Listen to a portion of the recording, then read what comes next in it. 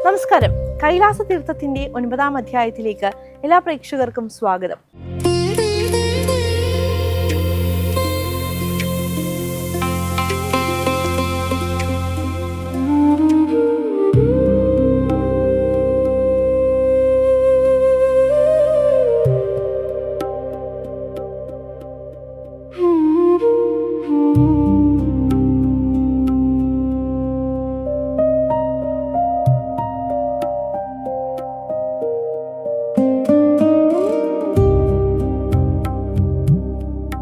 സമുദ്രനിരപ്പിൽ നിന്ന് 4500 മീറ്ററിലധികം ഉയരത്തിൽ സ്ഥിതി ചെയ്യുന്ന സാഗ നഗരത്തിൽ നമ്മൾ നടത്തിയ അക്ലമൈറ്റൈസേഷൻ വാക്കിന്റെയും അവിടെ നടത്തിയ വിശ്രമത്തിന്റെയും എല്ലാം കാഴ്ചകളാണ് നമ്മൾ കഴിഞ്ഞ എപ്പിസോഡിൽ കണ്ടിട്ടുണ്ടായിരുന്നത്.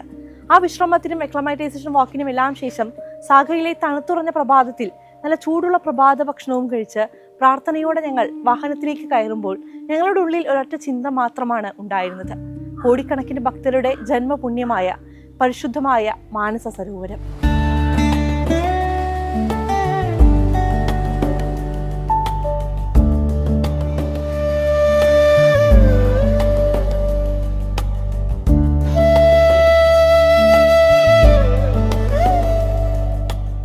സമയം ഇപ്പോൾ ഇവിടെ 7:21 ഇപ്പോഴാണ് ഇത്തിരി വെളിച്ചം വന്നിട്ടുള്ളത്. നമുക്കറിയാമല്ലോ, ടൈം സോണുമായി ബന്ധപ്പെട്ടുള്ള കുറച്ച് പ്രശ്നങ്ങൾ ഉള്ളതുകൊണ്ട് തന്നെ ഇന്ന് നമ്മൾ മാനസരോവറിലേക്കുള്ള നമ്മുടെ യാത്ര തിരിക്കുകയാണ്. എല്ലാവരും കാത്തിരുന്ന ഒരു ദിവസമാണ്.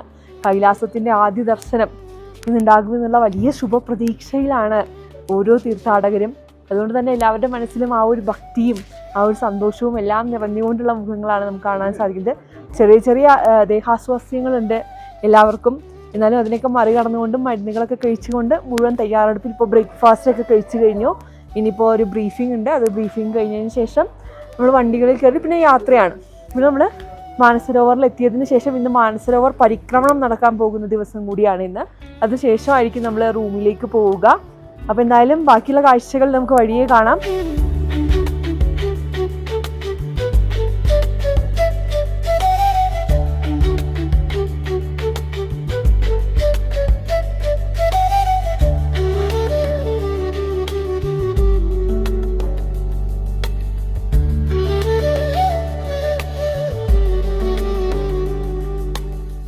സാഗയിൽ നിന്ന് മാനസ സരോവരത്തിലേക്ക് നടത്തിയ ആ യാത്ര കേവലം ഒരു വാഹനയാത്ര മാത്രമായിരുന്നില്ല. പ്രകൃതിയുടെ അത്ഭുതങ്ങളും ആത്മീയതയുടെ തരംഗങ്ങളും ഒത്തുചേർന്ന ഒരു ദിവ്യയാത്രയായിരുന്നു അത്. ബ്രഹ്മപുത്രയുടെ പ്രധാന പോഷക നദികളും ഹിമാലയൻ അരുവികളും കൂറ്റൻ പർവ്വതനിരകളും കടന്നാണ് ഞങ്ങൾ മുന്നോട്ടു പോയത്. പാതയിലുടനീളം പ്രകൃതി ഒരുക്കിയ അതിമനോഹരമായ കാഴ്ചകളായിരുന്നു ഞങ്ങളെ കാത്തിരുന്നത്.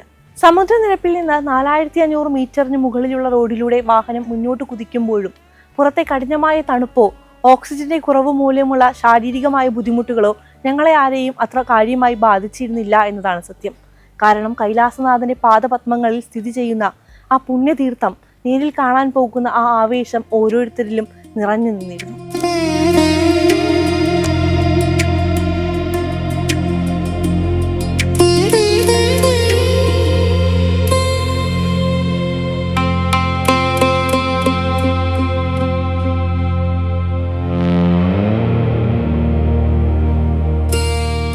മണിക്കൂറുകൾ നീണ്ട ഡ്രൈവിങ്ങിനൊടുവിൽ ഉച്ചയോടടുത്ത് ഞങ്ങളുടെ വാഹനങ്ങൾ തുറസായ ഒരു താഴ്വരയിലേക്ക് എത്തി. യാത്രാമധ്യേയുള്ള ഞങ്ങളുടെ ഉച്ചഭക്ഷണത്തിലുള്ള സമയമായിരുന്നു അത്. അത് വേറിട്ട ഒരു അനുഭവം തന്നെയായിരുന്നു എന്ന് പറയാം.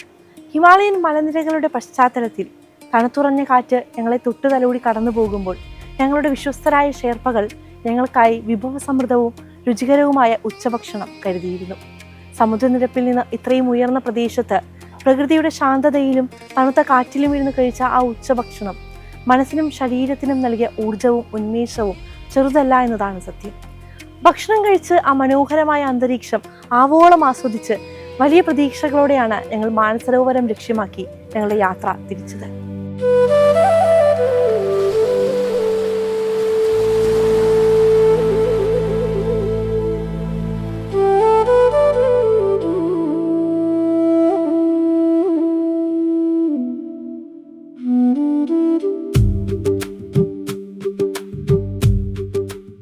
ഉച്ചഭക്ഷണത്തിന് ശേഷമുള്ള യാത്രയ്ക്കൊടുവിൽ അകലെ കൺമുന്നിൽ ആ കാഴ്ച തെളിഞ്ഞു.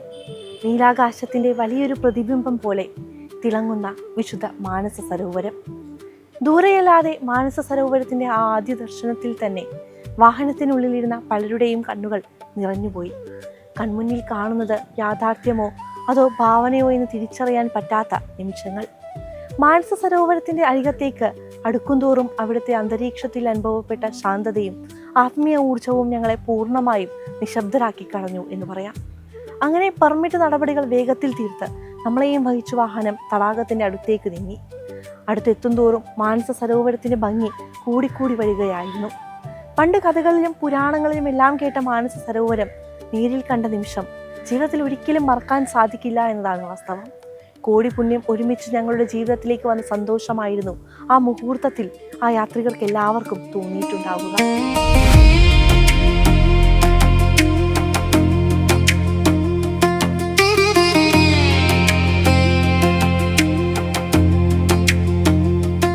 അങ്ങനെ നീണ്ട 10 മണിക്കൂറിന്റെ യാത്രയ്ക്ക് ശേഷം നമ്മൾ മാനസരോവറിന്റെ ഒരു ഫസ്റ്റ് ഗ്ലിംസ് കണ്ടിരിക്കുകയാണ്.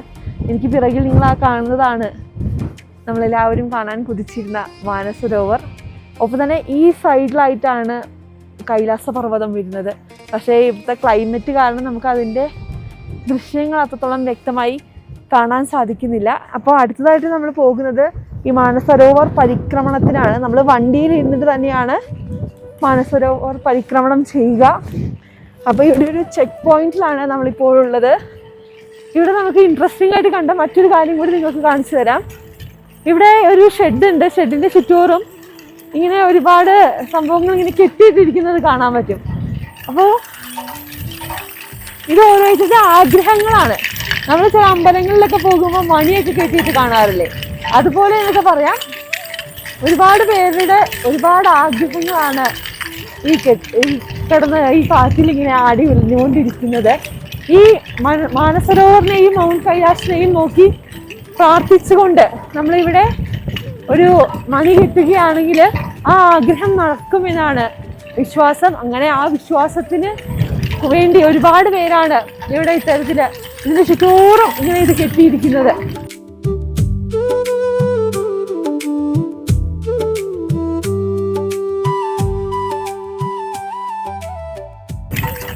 ഇവിടെ കെട്ടിയിരിക്കുന്നതിൽ കൂടുതലും ചൈനീസിലാണ് എഴുതിയിരിക്കുന്നത്.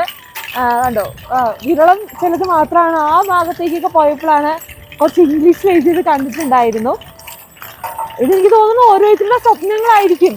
അവര് നടക്കണമെന്ന് ഏറെ മനസ്സുകൊണ്ട് ആഗ്രഹിക്കുന്ന അവരുടെ സ്വപ്നങ്ങളായിരിക്കും. ഭഗവാൻ നടത്തി കൊടുക്കണം എന്ന് അവര് അത്രത്തോളം വിശ്വാസത്തോടു കൂടി ഭഗവാനോട് പറഞ്ഞ അവരുടെ സ്വപ്നങ്ങളായിരിക്കും. ഇതിനെല്ലാം ആ വിശ്വാസം അതുപോലെ തന്നെ നടക്കട്ടെ എന്നുള്ളതാണ്. കാരണം നമുക്ക് എല്ലാവർക്കും അറിയാലോ, ഈ കൈലാസത്തിന് മണ്ണിൽ നമ്മൾ മാനിഫെസ്റ്റ് ചെയ്യുന്നതെല്ലാം നടക്കുമെന്നാണ് പറയപ്പെടുന്നത്. നമ്മൾ കാണുന്ന എല്ലാ സ്വപ്നങ്ങളും നമ്മൾ അത്രമേൽ ആഗ്രഹിച്ചു കഴിഞ്ഞാൽ ഭഗവാൻ നമുക്ക് വേണ്ടി നടത്തി തരുമെന്നുള്ളതാണ് വിശ്വാസം. ആ വിശ്വാസത്തോടെ തന്നെയാണ് ഇവിടെ എത്തുന്ന എല്ലാ ഭക്തരും ഇത്തരത്തിൽ മണി കെട്ടിക്കൊണ്ടും അവരുടെ സ്വപ്നങ്ങൾ മനസ്സിൽ വിചാരിച്ചുകൊണ്ടും എല്ലാം ഭഗവാനോട് പ്രാർത്ഥിക്കുന്നത്. അപ്പോൾ എന്തായാലും ഇനി നമുക്ക് മാനസരോവറിന്റെ അടുത്തേക്ക് പോകാം. വണ്ടിയിലാണ് നമ്മൾ മാനസരോവർ പരിക്രമണം ചെയ്യാൻ പോകുന്നത്. ഭയങ്കര തണുത്തൊരു ക്ലൈമറ്റ് ആണ് ഇവിടെ. നമുക്കിവിടെ പുറത്ത് നിൽക്കാനൊക്കെ ഭയങ്കര ബുദ്ധിമുട്ടുണ്ട്. ഒപ്പം തന്നെ നല്ല കാറ്റുണ്ട്. അതുകൊണ്ട് ആ തണുപ്പിന്റെ ഒരു 100 ഇരട്ടി ഫീല് നമുക്ക് കിട്ടുന്നുണ്ട്.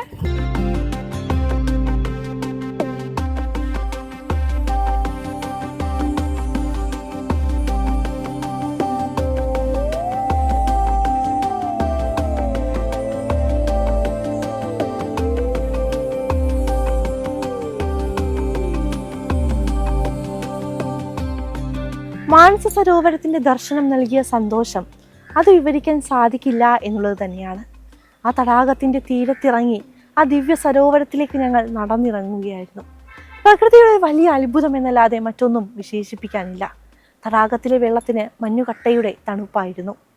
നിലവിലെ നിയമപരമായ നിയന്ത്രണങ്ങൾ ഉള്ളതുകൊണ്ട് തടാകത്തിലിറങ്ങി സമ്പൂർണ്ണ സ്നാനം ചെയ്യാൻ അനുവാദമില്ലായിരുന്നു. എന്നാൽ ആ തണുത്തുറഞ്ഞ പുണ്യതീർത്ഥം ആചാരപൂർവ്വം കൈകളിൽ കോരിയെടുത്തുകൊണ്ട് ഞങ്ങൾ തലയിലും മുഖത്തും അണിയുകയും പാദങ്ങൾ കഴുകുകയും ചെയ്തു. ഞങ്ങളുടെ കൈവശമുണ്ടായിരുന്ന രുദ്രാക്ഷമാലകൾ തടാകത്തിലെ വിശുദ്ധ ജലത്തിൽ ഞങ്ങൾ മുക്കിയെടുത്തു. സൂര്യപ്രകാശം തട്ടി തടാകത്തിലെ വെള്ളം തങ്കം പോലെ തിളങ്ങുന്നതും ആ പരപ്പിലൂടെ നീന്തി തുടിക്കുന്ന സ്വർണ്ണ അരയന്നങ്ങളെ നോക്കി നിൽക്കുന്നതും മനസ്സിന് നൽകിയ ആശ്വാസം അതിരറ്റത് തന്നെയായിരുന്നു. ആ നിമിഷങ്ങളിൽ അനുഭവപ്പെട്ട ആത്മീയ ആനന്ദം വാക്കുകൾ കൊണ്ട് വിവരിക്കാൻ സാധിക്കാത്തതാണ്.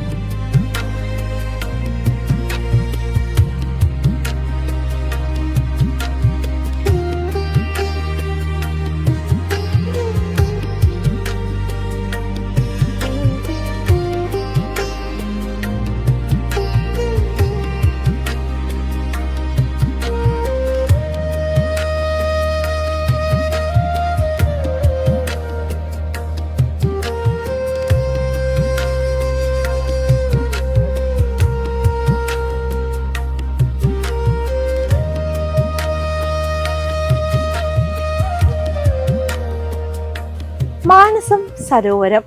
ഈ രണ്ട് വാക്കുകളിൽ നിന്നാണ് മാനസ സരോവരം എന്ന പേരുണ്ടായത്. ബ്രഹ്മാവിന്റെ മനസ്സിൽ ഉയർന്നു വന്ന വിശുദ്ധ തടാകമായതുകൊണ്ടാണ് മാനസ സരോവരം എന്ന പേര് ലഭിച്ചത് എന്നതാണ് വിശ്വാസം. സനാതന ധർമ്മത്തിലും ബുദ്ധമതത്തിലും ജൈനമതത്തിലും ഒരുപോലെ വിശുദ്ധമായി കരുതപ്പെടുന്ന അപൂർവ പുണ്യതീർത്ഥമാണ് മാനസ സരോവരത്തിലേത്. ശ്രീമദ് ഭാഗവതത്തിലും പുരാണങ്ങളിലും പരാമർശിക്കുന്നതനുസരിച്ച് ഭൂമിയിലെ ഏറ്റവും പവിത്രമായ ജലാശയമാണ് മാനസ സരോവരം. തപസ്സു ചെയ്യുന്ന യോഗികൾക്കും ആത്മീയ അന്വേഷകർക്കും ബോധോദയം നൽകുന്ന വലിയ ഒരു വിസ്മയകരമായ ആത്മീയ തരംഗം ഈ തടാകത്തിന് ചുറ്റുമുണ്ട് എന്നുള്ളത് സത്യം തന്നെയാണ്.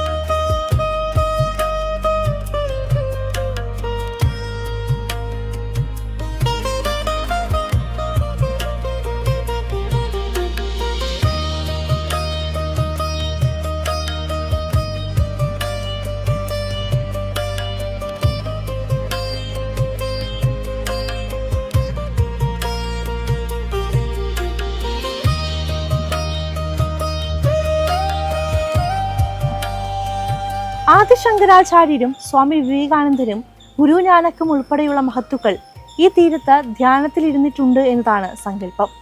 വിശ്വാസങ്ങൾ അനുസരിച്ച് ബ്രഹ്മമുഹൂർത്തത്തിൽ, അതായത് പുലർച്ചെ ഒരു 3 മണിക്കും 5 മണിക്കും ഇടയിൽ ദേവന്മാരും ഋഷിവര്യന്മാരും ആകാശമാർഗത്തിലൂടെ മാനസ സരോവരത്തിലിറങ്ങി സ്നാനം ചെയ്യുകയും ഭഗവാൻ ശിവശങ്കരനെ ആരാധിക്കുകയും ചെയ്യുന്നു എന്ന് പറയപ്പെടുന്നു. ഈ സമയത്ത് തടാകത്തിന് മുകളിൽ അത്ഭുതകരമായ വെളിച്ചവും മാറ്റങ്ങളും പ്രകടമാവുന്നുണ്ടെന്നാണ് ഇന്നും അനുഭവസ്ഥരായ യാത്രികർ സാക്ഷ്യപ്പെടുത്തുന്നത്. ആകാശത്തെ നക്ഷത്രങ്ങൾ തെളിയുന്ന തണുത്ത രാത്രികളിൽ മാനസ സരോവരം ശാന്തമായി കിടക്കുമ്പോൾ പ്രകൃതി പോലും ഭഗവാന് പ്രണാമം അർപ്പിക്കുകയാണ് എന്ന് നമുക്ക് തോന്നിപ്പോകും. ഈ തടാകത്തിലെ ഒരു തുള്ളി ജലം തൊടുന്നത് മുൻജന്മ പാപങ്ങളെയെല്ലാം കഴുകിക്കളയുമെന്നും മനസ്സിന് പൂർണ്ണമായ ശുദ്ധി നൽകുകയും ചെയ്യുമെന്നാണ് കരുതപ്പെടുന്നത്.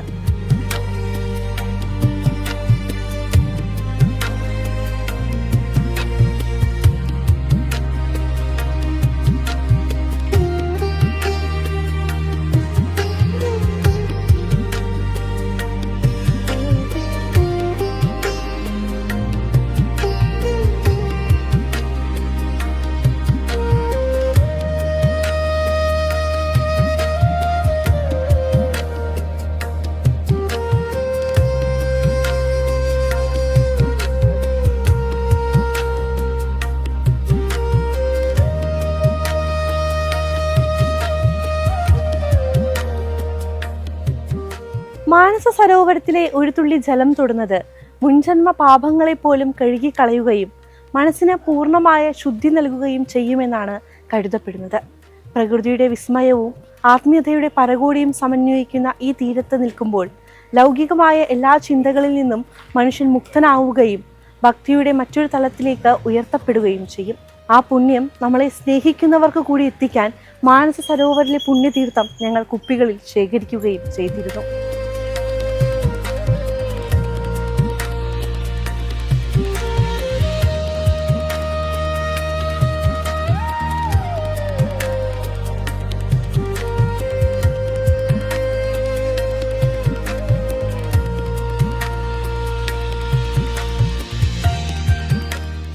തീരത്തെ പ്രാർത്ഥനകൾക്ക് ശേഷം ഈ യാത്രയിലെ അതിവിശിഷ്ടമായ മറ്റൊരു അനുഭവം കൂടി ഞങ്ങൾക്ക് ലഭിക്കുകയുണ്ടായി.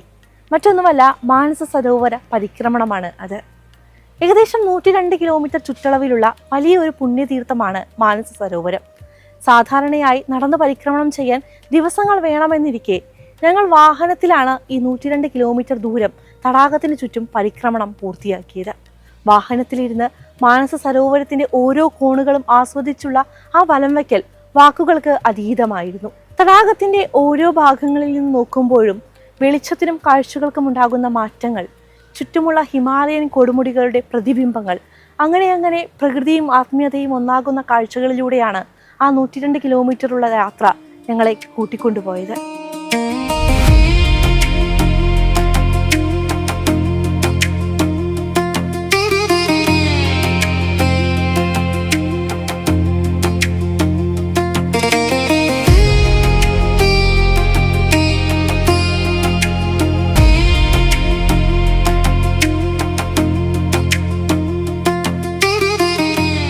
മാനസ സരോവരത്തിന്റെ ദിവ്യ അനുഭവങ്ങൾക്ക് ശേഷം ആ വഴിയിൽ തന്നെ സ്ഥിതി ചെയ്യുന്ന തികച്ചും വ്യത്യസ്തമായ മറ്റൊരു തടാകം കൂടി ഞങ്ങൾക്ക് കാണാൻ സാധിച്ചു, രാക്ഷസ് താൽ.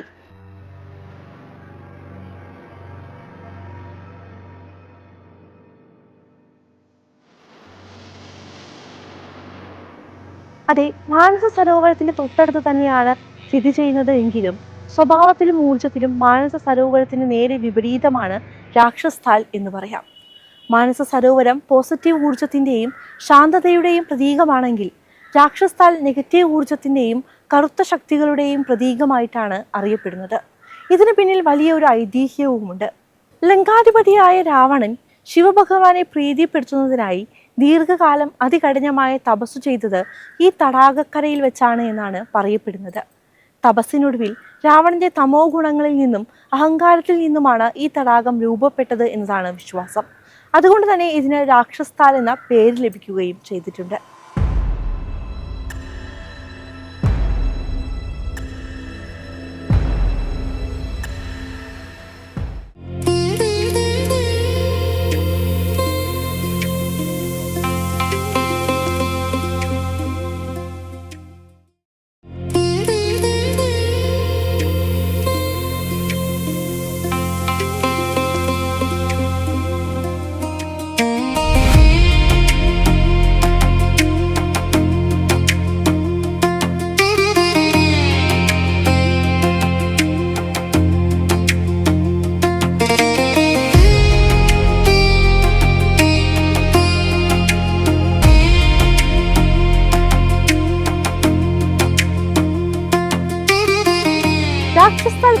കടും നീല നിറത്തിലുള്ളതാണെങ്കിലും ഇതിന്റെ തീരങ്ങളിൽ ജീവന്റെ യാതൊരു ലക്ഷണങ്ങളുമില്ല എന്നതാണ്.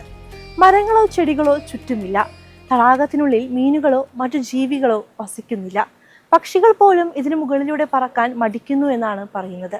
മാത്രമല്ല, ഈ തടാകത്തിലെ ജലം കയ്പേറിയതും വിഷമയമുള്ളതാണ് എന്നതാണ് പറയപ്പെടുന്നത്. ഭക്തരോ സഞ്ചാരികളോ യാതൊരു കാരണവശാലും ഈ വെള്ളത്തിൽ തൊടാനോ കുടിക്കാനോ സ്നാനം ചെയ്യാനോ പാടില്ല എന്ന കർശനമായ വിലക്കുമുണ്ട്. പ്രകൃതിയുടെ ഭംഗിക്കുള്ളിൽ ഒളിഞ്ഞിരിക്കുന്ന ഒരു നെഗറ്റീവ് ഊർജം തന്നെയാണ് ഈ തടാകത്തിൽ നമുക്ക് കാണാൻ സാധിക്കുന്നതും നമ്മളെ ഭയപ്പെടുത്തുന്നതും. രാക്ഷസ്ഥാലിൻ്റെ ആ ദുരൂഹത നിറഞ്ഞ കാഴ്ചകൾക്കും മാനസ സരോവരത്തിലെ പ്രാർത്ഥനകൾക്കും ശേഷം ഞങ്ങൾ തടാക തീരത്തുള്ള ഞങ്ങളുടെ ഗസ്റ്റ് ഹൗസിലേക്ക് എത്തി. മുൻപ് പറഞ്ഞതുപോലെ തന്നെ ഇവിടെ ആഡംബര മുറികളില്ല.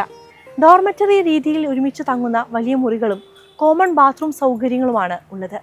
ലളിതമായ ആ താമസ സൗകര്യത്തിൽ തൃപ്തിപ്പെട്ട് തണുപ്പിനെ പ്രതിരോധിക്കാനുള്ള വസ്ത്രങ്ങളും അണിഞ്ഞ് ഷേപ്പകൾ ഉണ്ടാക്കിയ ലളിതമായ അത്താഴവും കഴിച്ച് ഞങ്ങൾ വിശ്രമത്തിലേക്ക് കടന്നു. നാളെ കൈലാസം ദർശിക്കാമെന്ന വലിയ സന്തോഷത്തോടെയാണ് എല്ലാവരും വന്ന് ഉറങ്ങിയത്.